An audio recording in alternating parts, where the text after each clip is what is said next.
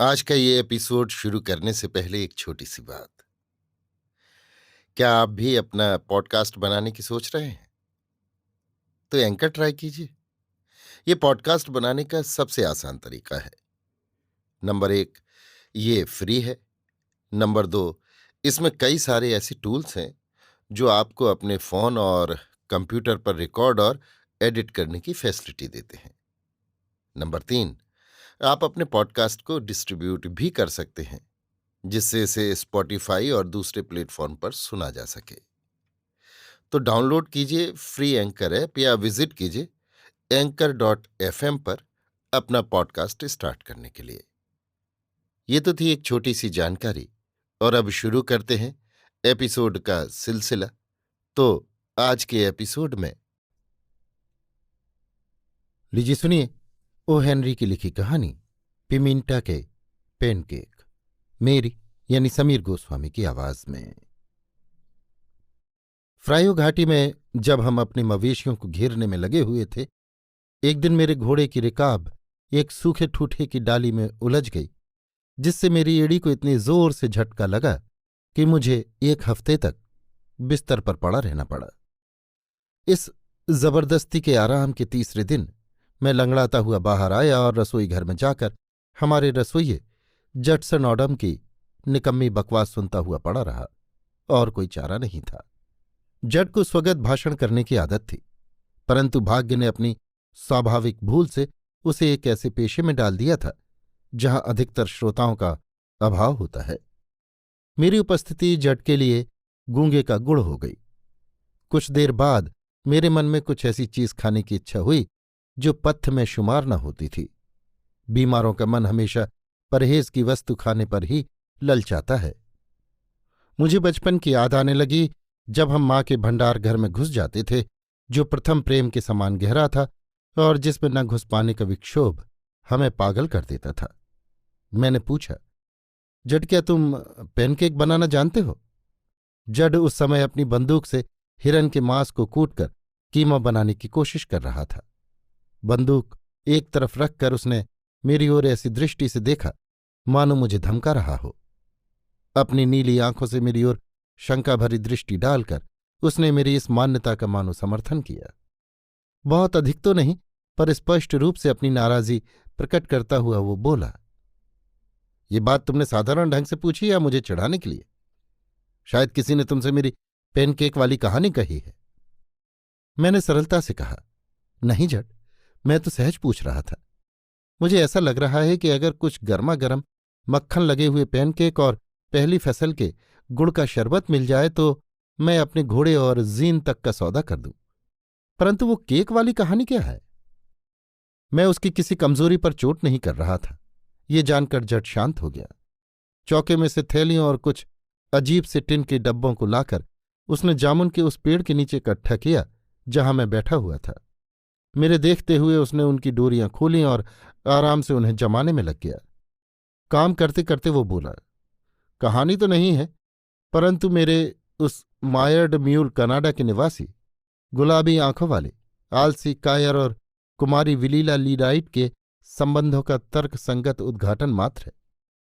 तुम्हें सुनाने में कोई हर्ज नहीं। उन दिनों मैं बिल टूमी के साथ मिगल गोचर में मवेशियों को संभाला करता था। एक दिन मुझे कोई ऐसी चीज खाने की उत्कट इच्छा हुई जो रोजमर्रा खाने को मिलने वाले गाय, बकरी या भेड़ के मांस से अन्यथा हो। मैं अपने घोड़े पर बैठकर हवा से बातें करता हुआ पिमिंटा क्रॉसिंग में एम्सली टेलफेयर चाचा के स्टोर पर पहुंचा। तीसरे पहर करीब 3 बजे मैंने घोड़े की लगाम एक पेड़ से बांध दी और कोई 20 कदम पैदल चलकर स्टोर में पहुंचा। गल्ले पर चचा एम्सली बैठे थे। मैंने उनसे कहा, आज तो दुनिया भर के फलों के नष्ट हो जाने के आसार नजर आते हैं। दूसरे ही क्षण चचा ने मेरे सामने एक तश्तरी में बिस्कुट, एक लंबा सा चम्मच और एक डब्बा खुबानी, अनन्नास, चेरी और हरे आड़ू लाकर रख दिए और खुद कुल्हाड़ी से रतालू खोदने में लग गए। मेरी दशा उस समय सेब खाने की भगदड़ से पहले आदम के समान हो रही थी। मैं गल्ले पर झुका हुआ 24 इंची चम्मच की सहायता से अपने काम में लगा हुआ था कि एकाएक मेरी नज़र चचा एम्सली के मकान के अहाते में पड़ी जो उनकी दुकान से सटा हुआ था। वहां एक लड़की खड़ी थी। उसके कपड़ों से लगता था कि वो परदेशी है। वो क्राकेट के बल्ले को घुमाती हुई मेरे द्वारा फलों के व्यवसाय को उत्तेजित करने के प्रयत्न को देखकर मुदित हो रही थी। मैं गल्ले के पास से हट गया और चम्मच चचा एम्सली को थमा दिया। वे बोले, वो मेरी भांजी है, कुमारी विलीला लीराइट, फिलिस्तीन से घूमने आई है। क्या मैं उससे तुम्हारी जान पहचान करवा दूं? मैंने अपनी छलांगे भरती हुई भावनाओं की लगाम खींचते हुए सोचा, वाह, नेकी और पूछ पूछ। फिलिस्तीन तो शायद परियों का देश है। और प्रकट रूप से बोला, जरूर चचा, जरूर। मिस लीराइट से मिलकर मुझे बहुत खुशी होगी। उन्होंने मुझे साथ ले जाकर हमारी जान पहचान करवा दी। स्त्रियों से मैं झिझकता नहीं हूं। मेरी समझ में नहीं आता कि सुबह नाश्ते से पहले किसी जंगली घोड़े को वश में कर सकने वाले, घोर अंधेरे में दाढ़ी बना सकने वाले बड़े बड़े वीरों का भी घाघरा पहनी हुई किसी गुड़िया को देखते ही क्यों पसीना छूट जाता है और वे हक्के बक्के होकर क्यों हकलाने लगते हैं। 7-8 मिनट में ही मैं और कुमारी विलीला क्राकेट की गेंदों को इतनी घनिष्ठता से फेंक रहे थे मानो हम निकट के संबंधी हों। उसने मेरे फलों की खुराक पर ताना कसा तो मैंने इसका सनसनाता हुआ उत्तर दिया कि फिलिस्तीन में रहने वाली उसी की जाति की एक श्रीमती हव्वा ने फल को लेकर खुल्द के उस बगीचे में कितनी गड़बड़ी पैदा कर दी थी। मैंने ये बात इतनी आसानी से कह दी मानो साल भर की बछिया को घेर रहा हूं।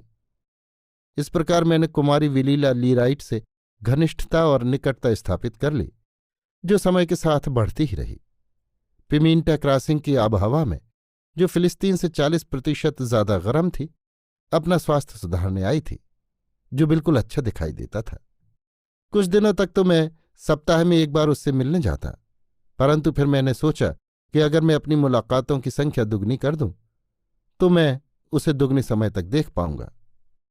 एक बार मैं सप्ताह में तीसरी बार उसके यहां पहुंचा और इसी बार कहानी से उस कायर आलसी का और पेनकेक का संबंध जुड़ा।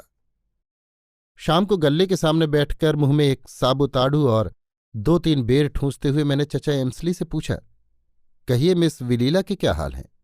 उन्होंने जवाब दिया, वो अभी अभी मायड म्यूल कनाडा के गडरिए बर्ड के साथ घुड़सवारी करने गई है। मैं आड़ू और बेरों को गुठलियों समेत निगल गया और बाहर भागा। मुझे ऐसा लगा मानो मुझे गल्ले के साथ लगाम लगाकर जकड़ दिया गया है। बड़ी मुश्किल से भागता हुआ मैं उस पेड़ के नीचे पहुंचा जहां मेरा घोड़ा बंधा हुआ था।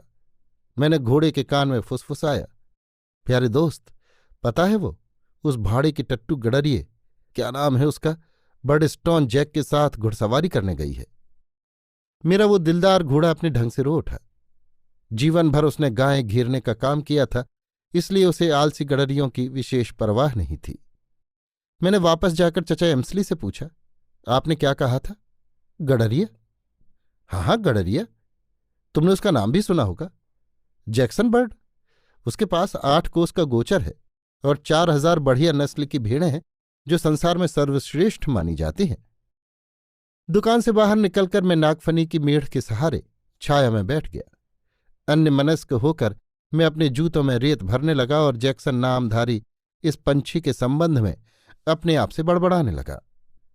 अब तक मैंने कभी किसी निरीह गडरिये को परेशान करने की बात भी नहीं सोची थी। एक दिन मैंने एक गडरिये को घोड़े पर बैठकर लैटिन भाषा का व्याकरण पढ़ते हुए देखा। उसी दिन से गडरियों के प्रति मैं उदासीन हो गया।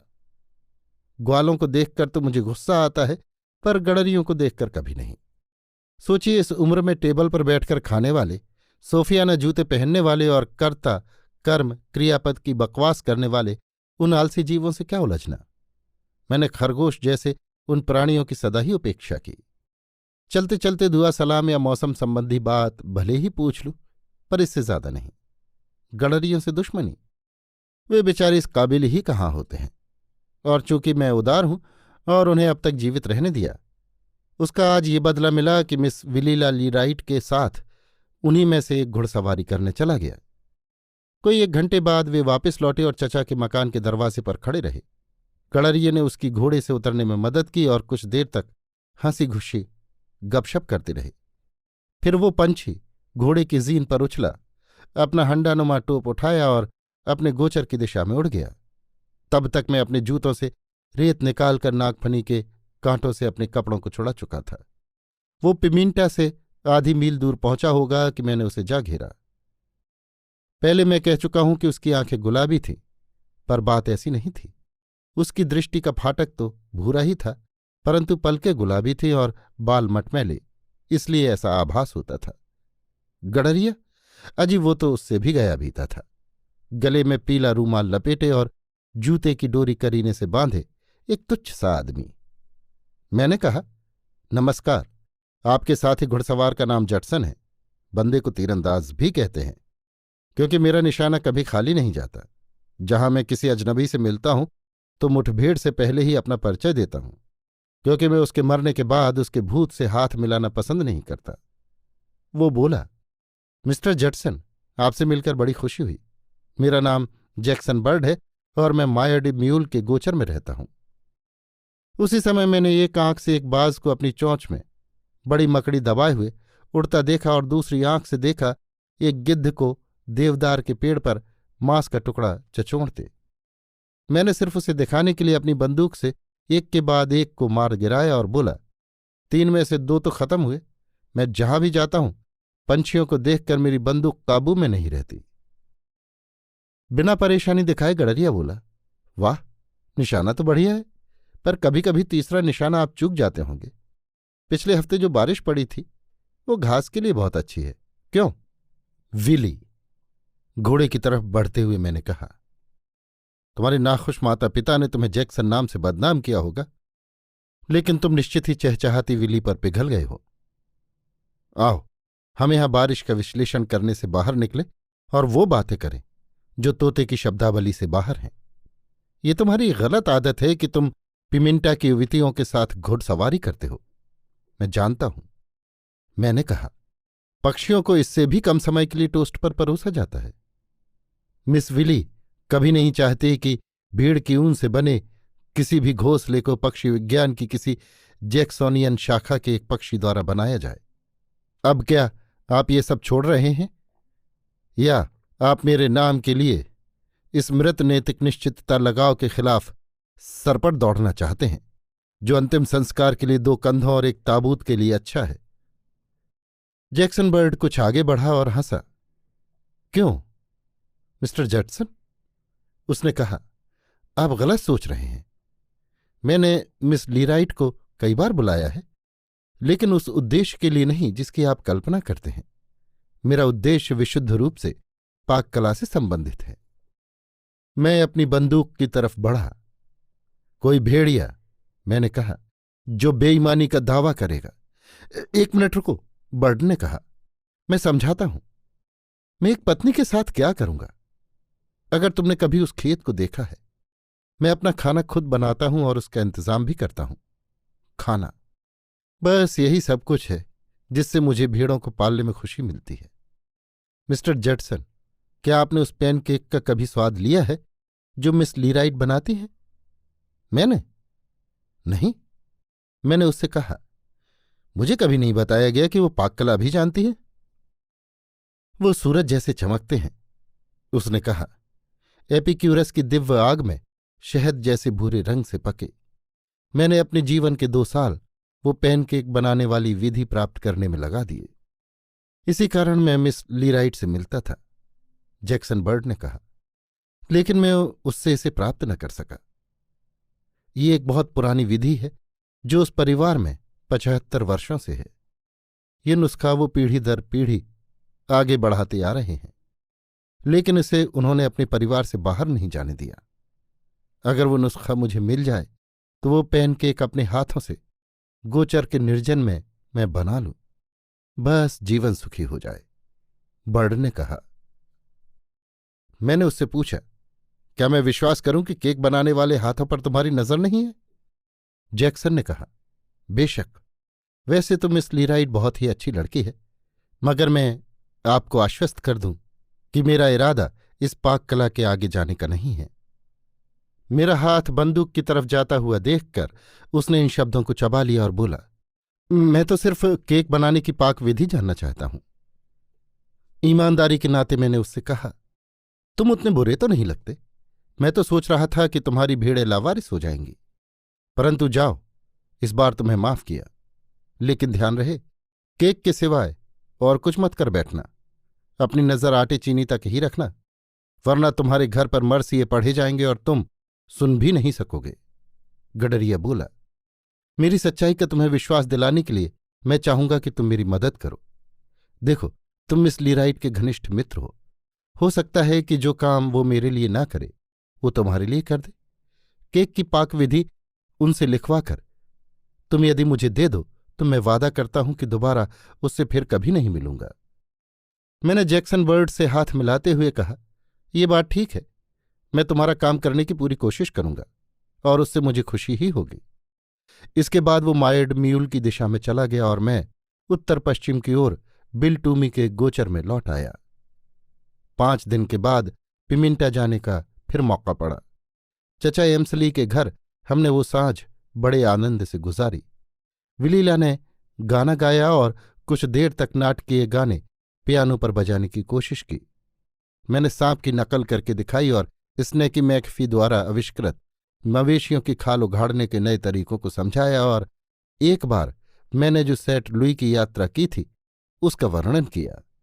एक दूसरे की नज़रों में हम काफी ऊंचे उठ चुके थे और मैं सोचने लगा था कि अगर जैक्सन इस नाटक से बाहर निकल जाता है तो निश्चित जीत मेरी है। पैनकेक की पाक विधि के संबंध में जैक्सन ने जो वादा किया था वो मुझे याद आया। मैंने सोचा कि मिस विलीला को समझा बुझाकर मैं उसे प्राप्त कर लूं और उसके बाद फिर कभी जैक्सन बर्ड वहां दिखाई दे तो उसकी हड्डियां तोड़ दूं। इसलिए करीब 10 बजे मैंने अपने चेहरे पर चापलूसी की मुस्कुराहट लाते हुए मिस विलीला से कहा, सुनो, हरे भरे मैदान में चरते हुए किसी लाल घोड़े से भी अधिक अगर मुझे कोई चीज प्रिय है तो वो है गर्मा गर्म रस टपकते पैनकेक।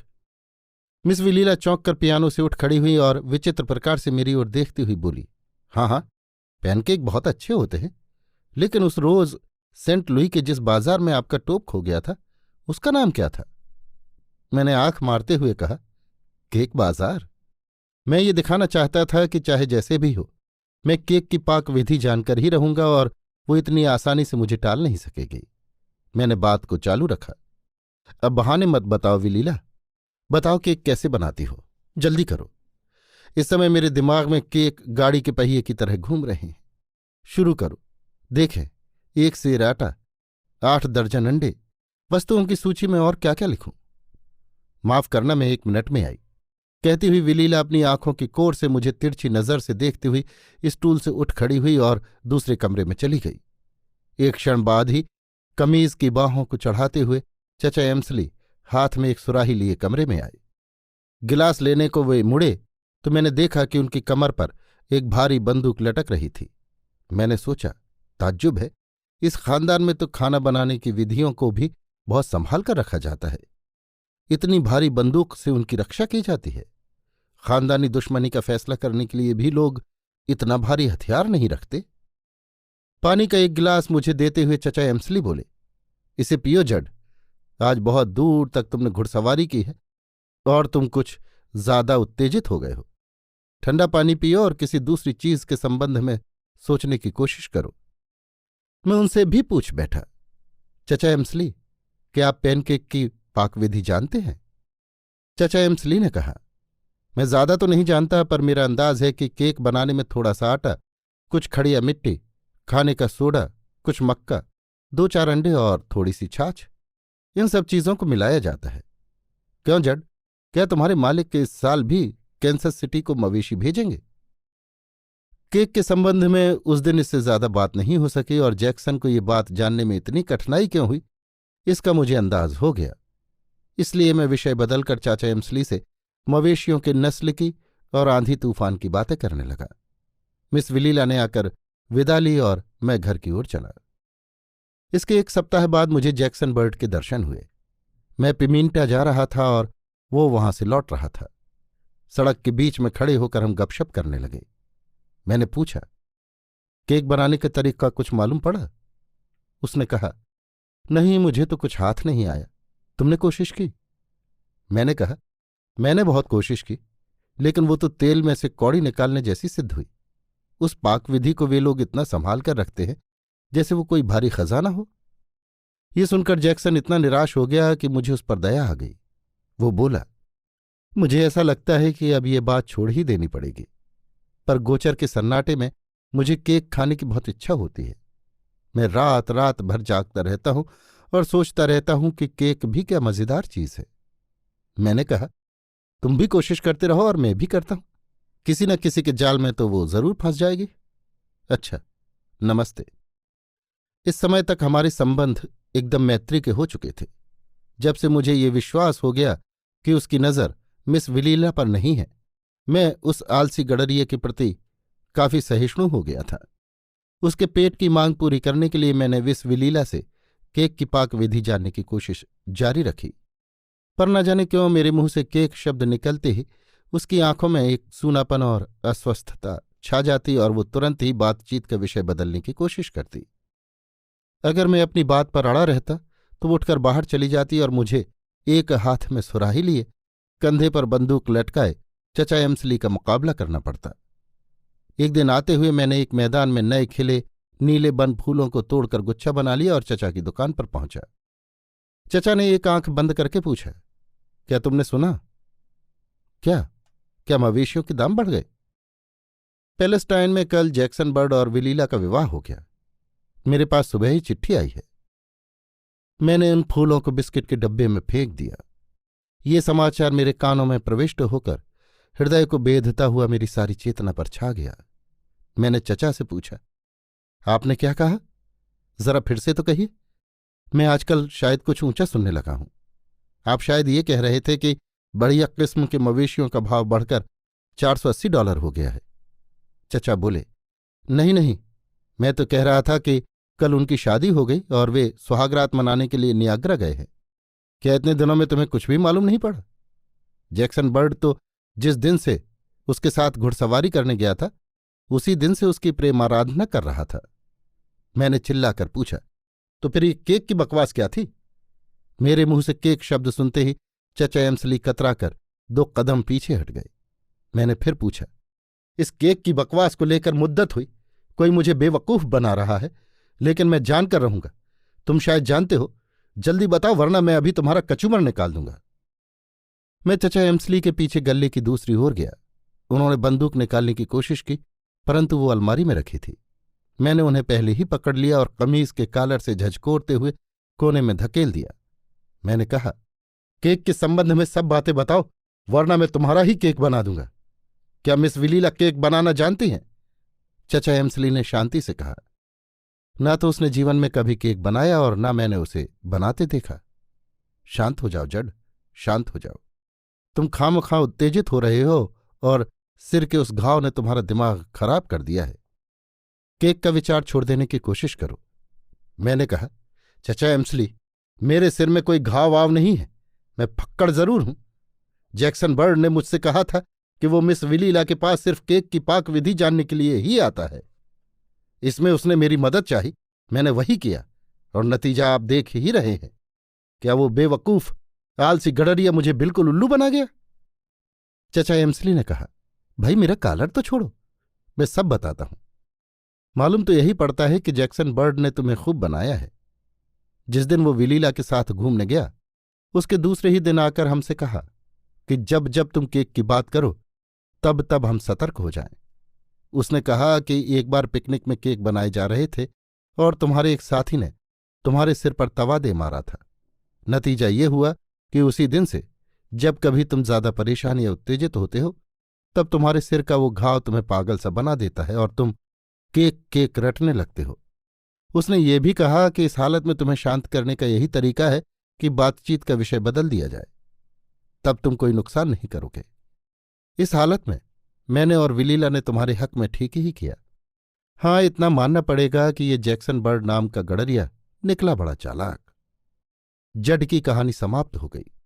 कहानी कहते कहते जड धीरे धीरे चतुराई से डिब्बों और थैलियों की चीजों को मिलाता जा रहा था। कहानी समाप्त होते ही उसने मेरे सामने तैयार चीजें रख दी। टिन की एक तश्तरी में 2 बढ़िया गर्मा गर्म सुनहरी पैनकेक, किसी ज्ञात स्थान से वो एक बोतल शरबत और कुछ ताज़ा बढ़िया मक्खन भी ले आया था। मैंने उससे पूछा, ये घटना कब हुई थी? जड बोला, कोई 3 साल हो गए। वे दोनों आजकल मायर्ड म्यूल के गोचर में रहते हैं, पर मैंने तब से उनमें से किसी को नहीं देखा। लोग कहते हैं कि जैक्सन बर्ड एक तरफ तो केक का चकमा देकर मुझे बना रहा था और दूसरी तरफ अपने बंगले को बढ़िया आराम कुर्सियों और सुंदर पर्दों से सजा रहा था। कुछ दिन बाद मैं तो इस बात को भूल सा गया, परंतु यारों को मुझे चिढ़ाने का साधन मिल गया। मैंने पूछा, क्या ये पैनकेक तुमने उसी तरीके से बनाए हैं? जड बोला, मैंने कहा ना, पैनकेक की पाकविधि नाम की कोई चीज थी ही नहीं। लोगों ने तो तमाशा बना दिया। मुझे देखते ही केक केक चिल्लाने लगते, यहां तक कि उन्हें केक खाने की ख्वाहिश भी होने लगी। मैंने एक अखबार में से ये केक बनाने की विधि सीख ली, पर ये तो बताओ केक बने कैसे हैं? मैंने जवाब दिया, बहुत बढ़िया, लेकिन जड तुम थोड़ा सा क्यों नहीं चखते? उस समय निश्चय ही मैंने एक आह सुनी। जड बोला, मैं पैनकेक कभी नहीं खाता। अभी आप सुन रहे थे ओ हेनरी की लिखी कहानी पिमिंटा के पैनकेक, मेरी यानी समीर गोस्वामी की आवाज में।